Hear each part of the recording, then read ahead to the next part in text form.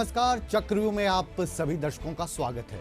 मैं हूं आपके साथ मुकेश राजपूत और चक्रव्यूह के सवालों के घेरे में है इस सप्ताह के सबसे मोस्ट वांटेड नेता जयप्रकाश। जयप्रकाश, आप पूर्व पेट्रोलियम राज्य मंत्री रह चुके हैं भारत सरकार में और आज की तारीख में आप विधायक हैं हरियाणा से। जो हमारे पास जानकारी है आपके बारे में वो ये कि जयप्रकाश वो नेता हैं जो हरियाणा के भोले भाले ईमानदार नेताओं को चक्रव्यूह में फंसा देते हैं। देखिए, जो इस तरह की बातें करते हैं वो हरियाणा प्रदेश के सबसे घोर विरोधी हैं। जयप्रकाश किसी भी नेता को चक्रव्यूह में नहीं फंसाता। जयप्रकाश हर नेता को वक्तन बेवक्तन सही राय देता है और ये नेता अपने स्वार्थ के लिए कि मैं राजनीतिक तौर से उनके परिवारों से आगे ना बढ़ जाऊं, इसलिए वो इस तरह का आरोप मुझ पर लगाते हैं। ये नेता तो चक्रव्यूह में समय फंसते हैं और ये सारा खुलासा मैं कर रहा हूं और आगे करूंगा कि ये जो सारा कुछ सिस्टम हुआ है इसमें कौन लोग दोषी। बिल्कुल, खुलासा करने के लिए बेताब हैं जयप्रकाश। अभी तो खुलासे की बात ही शुरू नहीं हुई। हम तैयार। बहरहाल, हम ये जो आपके बारे में जानते हैं कि एक समय हुआ करता था जब जयप्रकाश इतना बड़ा नाम था कि वो टिकटें बंटवाते थे कि फलां को दे दो, ढिमकाने को दे दो, सरकार बनाते थे, मुख्यमंत्री आपसे पूछ के सलाह आपकी ली जाती थी। अब समय ऐसा आ गया कि आपको विधायक की टिकट तक नहीं मिल रही है किसी पार्टी से। ये आपकी सही बात है और यही बात भी मैं आपके माध्यम से जनता को बताना चाहूँगा। मुझे बड़ा आपने एक अच्छा मौका दिया कि इस चक्रव्यूह के सहारे मैं चक्रव्यूह में से निकलूंगा जो कई सालों से फंसाया हुआ हूँ। यानी कि जो भी नेता हुआ टिकट हमारे कहने से बांटते थे और हम उनको विधायक बना करके लाते थे। जब वो सत्तासीन हो जाते थे, मुख्यमंत्री हो जाते थे, सबसे पहले उनका प्रयास रहता था कि जयप्रकाश उनके औलाद से आगे ना निकल जाए, इसलिए प्लान स्कीम से मुझे पीछे धकेलते थे। चाहे मैं इंडियन नेशनल लोकदल को छोड़ा, चाहे मैंने चौधरी बंसीलाल को छोड़ा और चाहे मुझे चौधरी भजनाल से मेरा झगड़ा रहा। तो मेरा झगड़ा इस बात को लेकर के है कि आज जो ये 3-4 परिवार हरियाणा के हैं, ये अपने संतान को आगे बढ़ाने के लिए एक साधारण परिवार में पैदा हुआ किसी व्यक्ति को आगे देखना पसंद नहीं करते। 3 बड़े नाम आपने ले दिए, भजनलाल जी का ले दिया आपने, देवीलाल जी का ले दिया और बंसीलाल जी का ले दिया, है ना।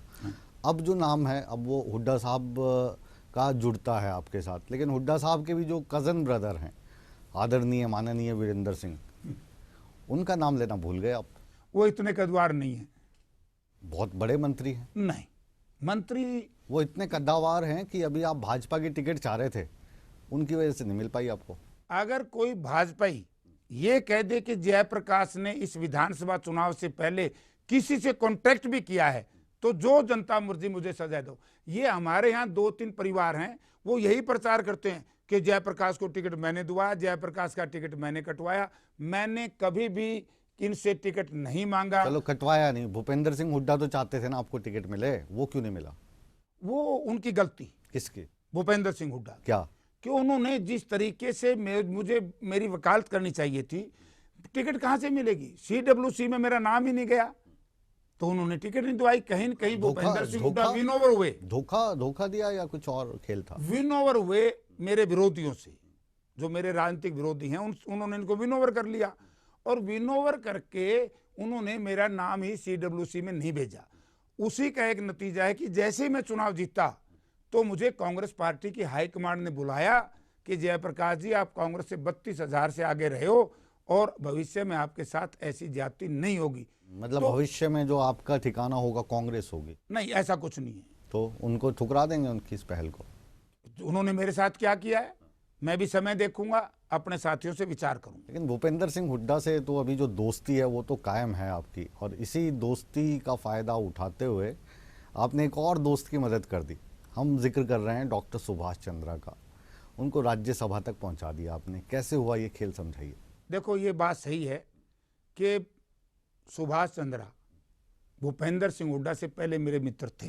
अब आप जो अगला चुनाव होगा उसमें आपको एक फाइनेंसर की तलाश थी और फाइनेंसर आपको मिल गए। अब डॉक्टर सुभाष चंद्रा जो आपका अगला चुनाव है उसमें मुख्य फाइनेंसर रहेंगे। मतलब सुभाष चंद्रा की जीत पक्की की आपने, लेकिन अपना अगला जो चुनाव का खर्चा पानी जिसने उठाना है वो बंदा भी पक्का कर लिया। सही बात है। आज तक के मेरे राजनीतिक जीवन में मैं उन परिवारों की तरह नहीं हूं जो चंदा चौकरी का काम करते हैं। हरियाणा प्रदेश का एक भी बड़े से बड़ा उद्योगपति या व्यापारी ये कह दो कि जयप्रकाश के चुनाव में मैं उसको चंदा दे करके आया हूं, मुकेश जी आपके माध्यम से कहना चाहता हूं, जो मर्जी सजा मुझे दिए। हिसार बहुत बड़ा इंडस्ट्रियल टाउन है, तो वहां मैंने 10 चुनाव लड़े, आज तक मैंने किसी उद्योगपति से चंदा नहीं लिया। तो फिर आपको लोग लाइजनर क्यों कहते हैं, आपको फिक्सर क्यों कहते हैं? ये बात सही है कि ये वो लोग कहते हैं जो लोग चरित्रहीन हैं, जो लोग संपूर्ण भ्रष्ट हैं, जो लोग ऐश और भोग विलास की राजनीति करते हैं। तो मेरे ऊपर कोई आरोप नहीं लगा सकता जयप्रकाश भ्रष्ट है। जितने भी मुख्यमंत्री रहे, चौधरी भजनलाल रहे, चौधरी बंसीलाल रहे, ओम प्रकाश चौटाला रहे, सब ने मेरी संपत्ति की जांच कराई और किसी ने भी आज तक, जितनी मेरी जांचें हुई, इवन है ओम प्रकाश जी चौटाला ने सीबीआई में मेरा केस भेजा, लेकिन सीबीआई ने भी मुझे क्लीन चिट दी। तो मुझे वो परेशान है। अगर मैं लाइजनर होता तो ये लोग मुझे परेशान नहीं करते। मैं लाइजनर नहीं हूं, मैं स्पष्टवादी हूं, मैंने आगे बढ़ना है। मेरे खिलाफ एक ही आरोप करते हैं, यार सुभाष चंद्रा का साथ दे दिया जयप्रकाश ने क्योंकि पैसे ले लिए होंगे, क्योंकि इनकी मानसिकता वही है जो ये मेरे ऊपर आरोप लगाते हैं। अच्छा, पैसे लिए नहीं आपने, हम मान लेते हैं, पैसे दिलवाए तो होंगे? नहीं, किसी को नहीं दिलवाए? ना मैंने पैसे दिलवाए, ना किसी से मेरी कोई बात हुई। मैंने अपना मित्र धर्म निभाया है। ये जो साथी है ना, जो अपना मित्र धर्म अपना निभा रहा था, इसकी एक एक मूवमेंट को लोगों ने किताबों में लिख दिया है कि ये मित्र सुबह कहाँ था, ये मित्र शाम को किससे मिलने गया, ये मित्र सीएम के घर जाता है सुभाष चंद्रा के, फिर साथ में सीएम असीम गोयल और आप मुख्यमंत्री के निवास स्थान से निकल आते हैं। कहाँ गए थे आप? नहीं, 100% झूठ है। मैं पिछले एक लंबे अरसे तक कभी असीम गोयल के साथ चीफ मिनिस्टर से मिलने नहीं गया। सीएम सुभाष चंद्रा आप कहीं गए रात को? नहीं, सवाल इन पैदा होता। ये सब मिथ्या बातें हैं, झूठी बातें हैं। तो हमें जो बातें मिली उनके ये झूठी बातें हैं। ये तो कहते हैं खिसियाई बिल्ली खंबा नोचे। चलिए, अपनी विफलता छुपाने के लिए जनता इनको माफ नहीं करेगी, चाहे वो इंडियन नेशनल लोकदल हो चाहे कांग्रेस पार्टी हो। जिनके एजेंट वहां बैठे थे, इलेक्शन एजेंट, पोलिंग एजेंट, ये लोग अपनी जिम्मेवारी का निर्वाह नहीं कर पाए। अपने दोस्त को ही पार्टियां ढांपना चाहती हैं। ना मैं मुख्यमंत्री जी से मिला, ना मैं सुभाष चंद्र और मुख्यमंत्री जी के साथ कहीं गया, ना मैंने मुख्यमंत्री जी के साथ खाना खाया। चलिए आप ये बताइए, मान लेते हैं आपकी बात, क्योंकि लोगों के सवाल थे, हमने पूछने हैं आपसे, कोई सवाल बचेगा नहीं, ये चक्रव्यूह है। विधानसभा में जिस रोज वोटिंग हो रही थी, कितने बजे गए थे आप सबसे पहले?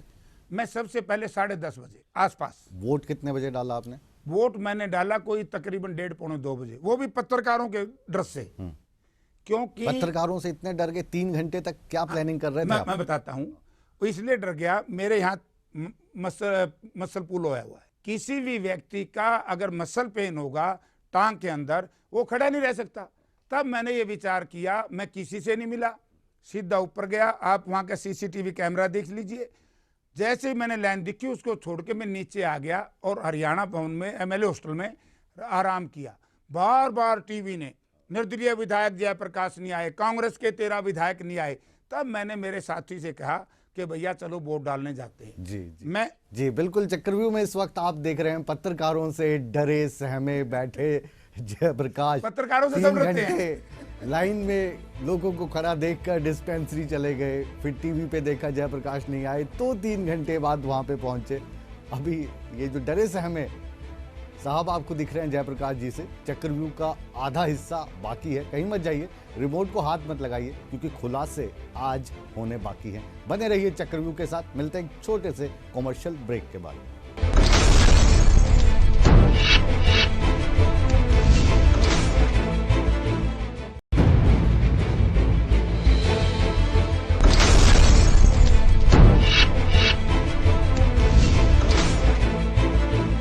ब्रेक के बाद आप सभी दर्शकों का स्वागत है। आज चक्रव्यूह में हरियाणा के बहुत ही मासूम दिल नेता हमारे साथ बैठे हैं, जयप्रकाश जी। पत्रकारों से काफ़ी डरे सहमे से रहते हैं। आपने बताया कि पत्रकारों के डर से आप कितने बजे वोट डालने आ गए थे? मैं तकरीबन 1:30 बजे। 1:30 बजे। सुबह 10 बजे गए थे, लेकिन लाइन काफ़ी लंबी थी। उस लाइन को देख के डर गए आप? नहीं, डरा नहीं, मैं वापस आ गया क्योंकि मुझे पेन था। और वो पेन की बात जो लोग इस तरह का प्रचार मेरे खिलाफ करते हैं, आपकी सरकारी जो विधायक की डिस्पेंसरी है वो आपको बता देगी। जरूरत ही नहीं थी। वो जो प्लानिंग का जो खुलासा इनेलो ने किया है, वो प्लानिंग ये थी कि पहले भाजपा के जो सारे विधायक हैं वो वोट डाल लेंगे, उसके बाद पेन चेंज कर दिया जाएगा। पेन चेंज करने का कार्य असीम करेंगे जो भाजपा के विधायक हैं, और फिर जब कांग्रेस वाले वोट डालने आएंगे उनका पेन बदला हुआ होगा, और फिर जेपी को बुलाया जाएगा। जेपी को जो पेन वहाँ से उठाया गया है या चुराया गया है, वो पेन जेपी को दे दिया जाएगा। जेपी उससे टिक करेंगे, और 2 वोट जो कांग्रेस के उसके बाद डल गए, गलती से ही डले होंगे शायद, वो आपके पीछे खड़े हो गए, और एक कैप्टन अभिमन्यु का लास्ट वोट आपका वैलिड हुआ। और नहीं, मेरा 3 से पहले। हाँ, 3 से पहले, मतलब इंडिपेंडेंट के तौर पे 2 कांग्रेस का और 1 आपका। और ये थ्योरी दी जा रही है। मैं आपको बताता हूँ। सबसे पहले तो अभय सिंह चौटाला ने जो बयान दिया है, इसने संविधान का उल्लंघन किया है। जो हम ओथ लेते हैं वो हम लेते हैं कि हम गोपनीयता भंग नहीं करेंगे। मैं अभय चौटाला से एक बात जानना चाहता हूं कि उन्होंने उनकी पीसी देखी थी कि मुझे जयप्रकाश 2:30 बजे मिला। अगर हरियाणा प्रदेश का कोई पत्रकार वहां बहुत थे, कोई विधायक, कोई विधानसभा का कर्मचारी, या कोई भी सीसीटीवी कैमरा या दूसरा कैमरा ये कह दे कि अभय चौटाला से मैं 4:30 से पहले मिला ही नहीं, और असीम गोयल से मैं उस दिन बिल्कुल ही नहीं मिला। पेन कौन दे के गया फिर आपको? मुझे क्या पता, मैं पेन लेके नहीं गया, मेरे तो तलाशी ली, उल्टा मेरा मोबाइल वहां रखवा लिया गया। और ना ही मुझे इस बात का ज्ञान था कि भाई कोई पेन वैन का मामला है। बल्कि जब मैं वोट डाल के आया तब पत्रकारों में एक चर्चा चली कि भाई कोई एक पेन पकड़ा गया, पेन अंदर जो डुप्लीकेट था। पत्रकारों में वो चर्चा वैसे नहीं चली थी, पत्रकारों को प्लांट करवा रहे थे खबरें आप? नहीं, मेरे से वोट डालने के साथ ही 1 मिनट पहले ही, उससे पहले रणदीप, मुझे जो पता लगा है कि रणदीप सुरजेवाला ने भी एक चिट्ठी लिख के दी है। वोट किसके कैंसिल हुए? ये किसके वोट थे? ये भी नहीं कोई कह सकता है, तो इमेजिनरी बात है। ये इंडियन नेशनल लोकदल के लोग जो ये प्रचार कर रहे हैं कि कांग्रेस के हैं, कांग्रेस ही कहते हैं कि लोकदल वालों के, दोनों की मिथ्या बातें हैं। ये इमेजिनरी। कांग्रेस वालों ने तो लिख के दे दिया वहां कि हमारे वोट कैंसिल हुए हैं, जो चुनाव आयोग में चिट्ठी दी है। जो ना दोषी वो खुद ही साबित हो गए, तो फिर मैं उसका क्या जवाब दूंगा? नहीं, वो कैसे पता कैसे चला उनको? इस दिव्य ज्ञान की उनको कहां से प्राप्ति हुई? तो फिर यह बात उनसे पूछो। इसका मतलब अगर उन्होंने खुद ही लिख के दे दिया तो कहीं न कहीं वो जिम्मेवार है उस बात के। उनको जिम्मेदार जो बनाया गया, इस गेम का जो मुख्य सूत्रधार है उसका नाम है जेपी। ये सारा कार्यक्रम आपने करवाया। मैं आपको बताता हूँ एक बात, सच्ची सच्ची बताइए। मैं बड़ी ईमानदारी से। हाँ, एक सिस्टम है, मैंने बताया ना कि मेरी राजनीति और मेरी प्रगति, उन्नति, मेरी प्रोग्रेस को देख करके कुछ लोग परेशान रहते हैं। कहाँ प्रोग्रेस कर रहे हैं आप? कहाँ केंद्रीय पेट्रोलियम राज्य मंत्री से निर्दलीय विधायक हो गए आप? तो क्या करूं, जब मिलकर मारते हैं वीरेंद्र सिंह, भूपेंद्र सिंह, चौटाला परिवार, अभिमन्यु, रणदीप सिंह, ये सारे एक परिवार हैं। ये हमारी कौम के 5 परिवार आपस में रिश्तेदार हैं, और आपस में जैसे जयप्रकाश इनको फंसता है, क्योंकि इनके सामने बड़ी चुनौती है जयप्रकाश, मुझसे ईर्ष्या करते हैं। और आपको याद होगा अभिमन्यु जी ने तो विधानसभा में ये कह दिया था कि जयप्रकाश का नार्को टेस्ट कराओ, ये मुख्यमंत्री की कुर्सी छीनना चाहता है। इन श्रीमान लोगों को ज्ञान है आपकी नजर मुख्यमंत्री की कुर्सी? मैं इंडिपेंडेंट विधायक हूँ, 47 भारतीय जनता पार्टी के हैं। वो कोड़ा भी तो बन गए थे वहां पे। तो कोड़ा जब बने थे, अगर भारतीय जनता पार्टी मेरा समर्थन करते फिर बन जाऊंगा। हाँ, है दिल में इच्छा है, चाहता तो हूँ कोई बना दे। अच्छा, तो उसके लिए जुगाड़ तो करने में आप माहिर हैं। क्या जुगाड़ कर रहे हो? अभी तो कोई जुगाड़ नहीं है। क्योंकि जुगाड़ आपने किया था अभी जब जाट आरक्षण में हरियाणा जल रहा था ना, तो उसमें आप जगह जगह से ऑफर भिजवा रहे थे, कहते इनको तो मैं ऐसे ऐसे ऐसे उठा दूं, लेकिन सुनी नहीं किसी ने आपकी। ये सब झूठी बातें करते हैं। मैंने जाट आरक्षण को, एक तो पहली बात कि जाट आरक्षण में मैंने कोई गलत काम नहीं किया, और ना ही मैंने कभी किसी से अपनी सोच बताई और मेरी चाहत बताई कि मैं इसको ठीक करा दूंगा। ये वो लोग हैं, ये वही परिवार हैं जो ये चाहते थे कि मनोहर लाल खट्टर की कुर्सी हिल जाए और वो हम लोगों को एक कुर्सी मिल जाए। जाट आरक्षण में मध्यस्थता करने की ऑफर आपने दी किसी को? नहीं दी। नहीं, मतलब आप चाहते थे कि हरियाणा में शांति बहाल हो, ये ऐसी कोई इच्छा आपके दिल में उत्पन्न नहीं हुई? ये हम मिले थे चीफ मिनिस्टर साहब से। हाँ, तो वही तो हम कह रहे हैं। हम तो एक अकेला नहीं मिला, मैं 6 लोग थे। ऑल पार्टी मीटिंग में हमने बात करी। 6 लोगों को ने जाके क्या कहा वहां पे सीएम? उन्होंने ये कहा कि आपने जाट आरक्षण देना है तो आप ऑर्डिनेंस जारी करा दो ताकि दंगे ना हो। तो मेरा अकेले का कोई। और नंबर 2, इस दौरान मैं सीएम साहब से कभी नहीं मिला। क्योंकि जब मैंने उनको समर्थन नहीं दिया तो मैं उनसे क्यों मिलूं। अब सुभाष चंद्रा जी का मैंने जब साथ दिया तब भी मैंने बयान दिया था, मैंने सुभाष चंद्रा का समर्थन किया, नोट भारतीय जनता पार्टी। अच्छा, वो इंडिपेंडेंट उम्मीदवार। और इंडिपेंडेंट उम्मीदवार के तौर पे आपने इंडिपेंडेंट कैंडिडेट का समर्थन कर दिया। इसके अलावा जो राजनीतिक पार्टियां थी उसमें किस किस के साथ गोटियां बिठाई आपने कि एक इंडिपेंडेंट उम्मीदवार जिसके पास पूरी संख्या नहीं है, ये चमत्कार कैसे करवाया आपने? ये जो हमारे युवा वर्ग है जिन्होंने आगे राजनीति में आना है, उनके ज्ञान के लिए बताइए। मैं उन नौजवान साथियों को बताना चाहता हूं कि मैं स्वयं उम्मीदवार था और मैं श्री ओम प्रकाश जी चौटाला को मिलने के लिए उनसे गया था। मैंने उनसे बात करी थी कि आप मेरा समर्थन कर दो और कांग्रेस पार्टी भी मेरा समर्थन कर देगी, मैं निर्दलीय हूं और मैं दोनों के लिए बराबर हूं। गए कैसे आप वहाँ पे? आपका तो बहुत याराना रहा आप के बीच में, और चौटाला है उनके बीच में तो बहुत फायरिंग वगैरह एक्सचेंज हो चुकी है। आप वो भूल गए वो वाकयात? कैसे गए, कैसे आप इतनी? राजनीति में कोई दुश्मन नहीं होता, कोई दोस्त नहीं होता। हाँ। हमारा कोई पर्सनल क्लैश नहीं है। मतलब दुश्मनी करो तो जम के करो, ख्याल मगर इतना रहे फिर कभी दोस्त बन जाएं तो शर्मिंदा ना हो। यानी दोस्ती कायम है आपकी? दोस्ती कायम। तो ये दोस्ती के ऊपर ही सवाल था। मैंने पूछा आपसे कुछ था, जवाब आपने भटका दिया मुझे, चक्रव्यूह में मुझे आज डालने की कोशिश कर रहे हैं। हमें पूछ रहे चमत्कार कैसे किया जो आपने अपने मित्र को जिताया? तो सेटिंग किस किस से हुई, कैसे कैसे आदान प्रदान हुए शब्दों का, फेवर्स का? देखो, मैं आपको मुकेश जी बड़ी स्पष्ट कहता हूँ, अब तक जितने बयानात आए हैं सब मिथ्या हैं, सब कल्पनाएं हैं। ऐसा हो गया होगा, ऐसा हो गया होगा, इनके पास क्या ऑथेंटिक प्रूफ है? यदि इंडियन नेशनल लोकदल और कांग्रेस पार्टी और मिस्टर आर के आनंद जब काउंटिंग में वहां बैठे थे, कोई ऑब्जेक्शन नहीं किया, कोई लिख के नहीं दिया, रीकाउंटिंग की दरखास्त नहीं दी, तो जब वो हार गए और इन्होंने मान लिया कि स्याही वो बिल्लू है, खुद रामपाल माजरा जो उनके इलेक्शन एजेंट थे उसने माना। शाही की भी तो आप लाइनें लगा लगा के दिखा रहे थे चौटाला को कि भाई साहब ये देखो ये नीली है और ये कौन सी है। हाँ, आप अब आए हो सही पर्सन पे। सही बताया। इसी का मैं जवाब देना चाहता हूँ।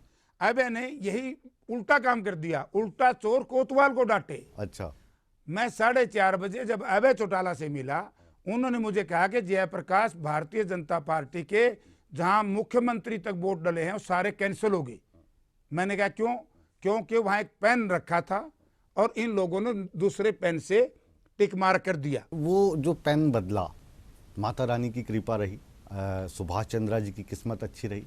वो पेन उस दौरान लक्ष्मी माता बदल गई है ना, क्योंकि किसी बंदे ने तो बदला नहीं, लक्ष्मी माता प्रकट हुई वहां पे, वो वाला पेन उठाया और बदल के चली गई। इस सारी अव्यवस्था के लिए या इस सारे जिस तरीके से ये इन लोगों ने अंधेरा हरियाणा में छा दिया, हरियाणा को बदनाम किया, इसके लिए मैं कहता हूं, मैं उल्टी बात करता हूं। जो ये एजेंट थे, अभय सिंह चौटाला भी वहां बैठे थे, रामपाल माजरा वहां बैठे थे, आर के आनंद वहां बैठे थे, रणदीप सिंह सुरजेवाला वहां बैठे थे, बी के हरिप्रसाद वहां बैठे थे और हजका के भी एजेंट वहां बैठे थे। मैं इनसे पूछना चाहता हूं कि इन लोगों की क्या जिम्मेवारी थी? मैं भी 40 साल से राजनीति करता हूं। हम अपने एजेंट को कहते हैं कि भैया देख लेना कोई मशीन के अंदर गड़बड़ ना कर जाए। तो ये लोग जब 9:30-10 बजे पेन की गड़बड़ की बात आ गई तो उस वक्त इनके एजेंट क्या कर रहे थे?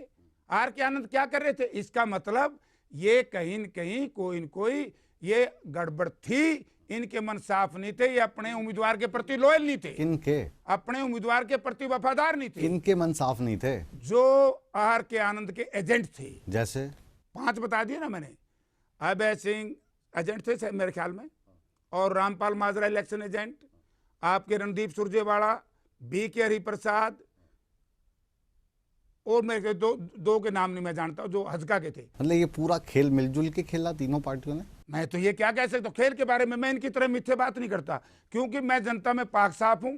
ये इस तरह की भ्रमित बातें वो करते हैं, जनता को भ्रमित करते हैं अपनी कमजोरी छुपाने के लिए। अच्छा, जब रिजल्ट आया तो कोई ऐसा सस्पेंस नहीं था वो? क्योंकि बड़ा भारी सस्पेंस था, हम तो खुद आश्चर्य मान गए। कोई सस्पेंस नहीं था। अब ये तो आप कैमरा के सामने बोल रहे हो ना, लेकिन जैसे आप वहाँ पे जो आपकी बॉडी लैंग्वेज थी, सुभाष चंद्रा जी जिस तरीके से कॉन्फिडेंस दिखा रहे थे, रामविलास शर्मा जी जैसे आकर बयान दे रहे थे कि जीतेंगे, 16 वो हैं, देखो ये सारी चीजें ना, मुकेश जी, हाँ, राजनीति में जो भी चुनाव लड़ता है अगर वो पहले दिन ये कह दे मैं हारूंगा, पहले कोई भी दिन आदमी सांस नहीं रिजल्ट निकले से पहले वो कह रहे कि यार ऐसा लग रहा है कि ये जो आ रही है ना गलतियां, ये तो अभी 6 की आई, 6 नहीं, ये कहते ज़्यादा हो सकती हैं। तो उनको ये ख्याल कहाँ से आया ये ज़्यादा वोट जो है? मैं वहां बैठा था, इस तरह की कोई चर्चा नहीं हुई। अच्छा, ये फैलाई जा रही है? ये फैलाई जा रही है। कौन और फैला रहा है? जो जिसने आपके सामने कहा, ये बातें झूठी बातें हैं, 100% झूठी बातें हैं ये। दुश्मनों ने फैलाई हैं। अपनी कमजोरी को छुपाने के लिए, क्योंकि ये राजनीति के काबिल ही नहीं है। कौन? ये जो दोनों दल के नेता हैं, नाम बताया ना मैंने, आप सब जो एजेंट थे उनके, एक बार फिर से बोल दी। बता दूंगा। अभय सिंह चौटाला उनके एजेंट थे ना, हाँ। कभी मैं गलत ना कह दूं। इलेक्शन एजेंट होंगे तो जो अंदर ड्यूटी पे थे, अभय सिंह का मुझे पता नहीं, लेकिन रामपाल इलेक्शन एजेंट थे। उसके बाद जो उनका पोलिंग एजेंट था, दो थे ना एक पार्टी के, और कांग्रेस पार्टी के 2 थे, 2 हजका के थे। अच्छा, ये 7 ये जो आदमी सारी न्याय व्यवस्था के लिए जिम्मेवार हैं। दीप सिंह सुरजेवाला साहब है ना, आपके इलाके के और बड़े नेता हैं, अब कांग्रेस के वो प्रवक्ता हैं उनके, मीडिया बल्कि के, नेशनल मीडिया के के चेयरमैन भी हैं। वो जो उन्होंने वोट दिखाया उसको आप किस तरीके से देखते हैं? मैं जो देखता हूं कि उन्होंने ये अच्छा काम नहीं किया। नहीं, क्यों किया? अच्छा काम तो नहीं किया, क्यों किया? देखो वो तो उनके मन में क्या है, मैं ये कैसे, आप तो सबके मन की बात पढ़ लेते हैं। लेकिन परसेप्शन ये है हाँ। कि इस तरह का काम जो व्यक्ति करता है वो जनता के साथ धोखा करता है। आने वाले समय में अब कुछ ऐसी सूचनाएं मिल रही है कि जिन्होंने जनता के साथ धोखा किया, वहाँ के जो वोटर्स हैं वो आने वाले समय में जेपीजी उनको अपना वोटर्स बनाने की कोशिश करेंगे, उनकी कंस्टिट्यूएंसी से चुनाव लड़ेंगे। ये हो सकता है, मैं तो मना नहीं करता, राजनीति में सब कुछ संभव है। हरियाणा का तो कोई नेता ऐसा बचा नहीं जिसकी तारीफ में आपने जली कटी ना सुनाई हो, तो आपकी सबसे दुश्मनी है, ऐसा क्यों? इसलिए है कि ये आज आप राजनीतिक परिदृश्य तो देखो। हाँ। कि ये परिवारों में, जैसे पहले सुनते थे हम कारपोरेट हाउसेज, बड़े घराने, आज हो गए पॉलिटिकल हाउसेज। ये चाहते हैं कि पूरे देश में, हरियाणा में नहीं, पूरे देश में सारा परिवार लड़ रहा है, तो मैं उनके खिलाफ लड़ रहा हूं। कोई तो आदमी एक ऐसा मजबूत है हरियाणा में जो इन बड़े राजनीतिक घरानों के खिलाफ जम करके लड़ता हूं। आप जो बात कर रहे हैं, पता नहीं बार बार मेरा शेर कहने को मन कर रहा है। आज तीसरा शेर है चक्रव्यूह में। अच्छी बात है कि कुछ तो शेर मजबूर से मुकाबला होगा। हाँ। तो बब्बर शेर बन जाऊंगा। अच्छा, तो दीजिएगा जवाब कि कुछ तो मजबूरियां रही होंगी, यूं कोई बेवफा नहीं होता, अपना दिल भी टटोल कर देखो, फासला बेवजह नहीं होता। ये सही है, ये मजबूरियां थी उन लोगों की कि उनकी औलाद, उनके मन में भय था कि राजनीति में भय होता है कि कहीं मेरे से आगे ना निकल जाए, तो उनकी औलाद मेरे से ज्यादा काम नहीं कर सकती होंगी। उन्होंने ये असुरक्षित महसूस किया राजनीति में अपने परिवारों को, तो इसलिए जयप्रकाश के खिलाफ एक षड्यंत्र के तहत मिलकर के, मुझे एक समय ऐसा आया 3 पूर्व मुख्यमंत्री मेरे चुनाव में, जिनके उम्मीदवार भी नहीं थे हरियाणा विकास पार्टी का बरवाड़ा में, वो भी जयप्रकाश को वोट ना दो। एक मुख्यमंत्री जी कहते हैं तुम इसको जिता दो, मैं जेल में दूंगा। मैं कोई अपराधी व्यक्ति हूं? सारा हरियाणा जानता है। मेरी आवाज दबाना चाहते थे ये लोग, लेकिन मेरी आवाज नहीं दबा सके, क्योंकि वो जो कोई भी पार्टी का नेता भाषण दे रहा होता था, आप उसी के माइक पे कूद जाते थे। नहीं, मैं इसलिए कूदता था, वो हरियाणा की जनता के साथ धोखा करते थे। जब हरियाणा जनता के साथ धोखा करोगे तो हमारा कर्तव्य बनता है कि हम उनका विरोध करें। कूदता नहीं था, मैं उनका राजनीतिक तौर से विरोध करता था। बड़े नेताओं का विरोध कर करके खुद इतने बड़े हो गए कि किंग मेकर की भूमिका में आ गए। हम किंग मेकर रहे हैं, हमने मुख्यमंत्री बनाए हैं, और हम जिस मुख्यमंत्री ने हमसे धोखा किया है हमने उनको गिराया है। अगला नंबर किसका है? जो हमारे साथ धोखा करेगा। ये वाले मुख्यमंत्री पसंद है मौजूदा? नहीं, ये तो देखो, मैं एक बात बड़ी साफ कहूंगा, एक तो दूसरी पार्टी में है, मैं इनकी पार्टी में नहीं, एक मैं इंडिपेंडेंट अकेला हूं। मैंने तो मुख्यमंत्री जी से एक दिन कहा था, ये जो मेरा नार्को टेस्ट की बात करते हैं कैप्टन अभिमन्यु, अगर ये कहें सारी पार्टी, मैं तो जब मुख्यमंत्री बन सकता हूं, नरेंद्र मोदी जी कहें कि खट्टर साहब जयप्रकाश को बना दो, तब तो बन सकता हूं। अच्छा। लेकिन डिस्टर्ब करके नहीं बन सकता। मतलब इच्छा तो है बनने की, इच्छा है, या फिर कभी, लेकिन मनोहर लाल जी वीरेंद्र कह सिंह की रहे, तरह नहीं है। यार ये मेरे से जो जाट आंदोलन और ये सब संभल नहीं रहा, मेरी बात एडमिन वाले भी नहीं मानते, थोड़े दिन तू बन जाए जयप्रकाश, मैं छुट्टी पर जाया हूँ। जो बुला के बिठाएंगे तो जरूर बैठूंगा, लेकिन मैं उन लोगों की तरह नहीं हूं। हमारे इलाके में 2 परिवार हैं, वो पिछले लंबे अरसे तक मैं मुख्यमंत्री बनूंगा, अब की बार पक्का बनूंगा। जैसे वीरेंद्र सिंह जी अब केंद्र में मंत्री हैं, अब भी कह देते हैं मेरी मन है मैं मुख्यमंत्री बनूं। मन से नहीं बनता, भाग्य से और जनता में विश्वसनीयता से। आपको बताया पंडित ने आपका भाग्य क्या है? पंडित ने नहीं बताया, मेरी जनता बता रही है कि जब मैं जनता में जाता हूं उनके चेहरे पे मुस्कुराहट आती है, हमारे पंडित जी जनता है, हमारा आईना जनता है। मुख्यमंत्री वाला योग है या नहीं है? मैं दुब्बड़ में पैदा हुआ, दिल्ली में जाके मंत्री बना, 5 बार मैं, 1 बार मेरा भाई, 6 चुनाव जीते हैं, तो भाग्य अच्छा जब तो जीते। खैर, जयप्रकाश जी से जो चक्रव्यूह का सिलसिला है वो अब यहीं पर हम समाप्त करते हैं। चक्रव्यूह में सवालात का कितने सही तरीके से इन्होंने जवाब दिया, कितना सच बोले और कितना गोल गोल घुमाया, इसका फैसला हमेशा की तरह आप करेंगे, क्योंकि आप जनता हैं, हम फैसला करने वाले कोई नहीं। जयप्रकाश जी, आपने कीमती समय में से समय निकाला, आप चक्रव्यूह में आए, हमसे बातचीत की, आपका बहुत बहुत शुक्रिया। आपका बहुत बहुत धन्यवाद। आप कहीं मत जाइए, बने रहिए हमारे साथ, क्योंकि चक्रव्यूह के बाद भी ईटीवी हरियाणा हिमाचल प्रदेश पर खबरों का सिलसिला बदस्तूर जारी है।